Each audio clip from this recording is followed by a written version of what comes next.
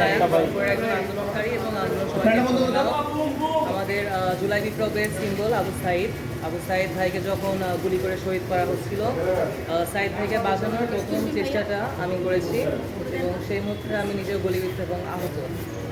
আজকে আন্তর্জাতিক অপরাধ ট্রাইব্যুনালে আমি আবু সাইদ ভাইকে তাকে হত্যার সাথে যারা যারা জড়িত, যেই সব police officer, as an example রংপুরের তৎকালীন ডিসি ক্রাইম আবু মারুফ হোসেন, এডিসি ডিবি শাহানুর আলম পাটোয়ারি ওখানে উপস্থিত, তাজার থানার ওসি রবিউল ইসলাম, এসি আরিফুজ্জামান, বাংলাদেশ পুলিশের আইজিপি ছিল মোহাম্মদ আবদুল্লাহ মামুন, তার সাথে Rangpur metropolitan police commissioner Mohammad Moniruzzaman এবং রংপুরের আমাদের তাজার থানা যারা এসআই ওখানে উপস্থিত ছিল, এসআই বিভূতিভূষণ রায়, এএসআই আমির হোসেন, কনস্টেবল সুজন চন্দ্র রায় সহ ওখানকার উপস্থিত যারা ছাত্রলীগের সভাপতি কমল বড়ুয়া, সাধারণ সম্পাদক শামীম মাহফুজ, সাংগঠনিক সম্পাদক ধনঞ্জয় কুমার টগর, তাদের দপ্তর সম্পাদক বাবুল হোসেন সহ তাদের সহযোগী যারা সেখানে উপস্থিত, যেমন ইসাক আক্তার হোসেন, ফজলে রাব্বি, সেজান আহমেদ আলিফ সহ তাদের যারা নির্দেশদাতা, বাংলাদেশের তৎকালীন ক্ষমতাসীন দল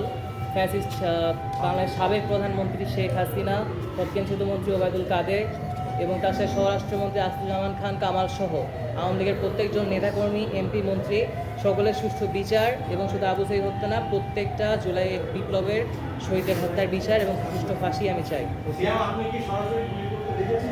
জি, আমি গুলি দেখেছি, আমি গুলিবিদ্ধ। আমি গুলিবিদ্ধ। সাইদ ভাইকে তুলে যখন আমি তাকে সেভ করার জন্য ডান পাশে নিচ্ছিলাম, তখন আমার দিকে তাক করে গুলি করা হয়। ওই মুহূর্তে আমি গুলিবিদ্ধ। আপনার কোথায় গুলি লেগেছে? আমার বাম পাশটা সম্পূর্ণ গুলিবিদ্ধ। ধন্যবাদ, থ্যাংক ইউ।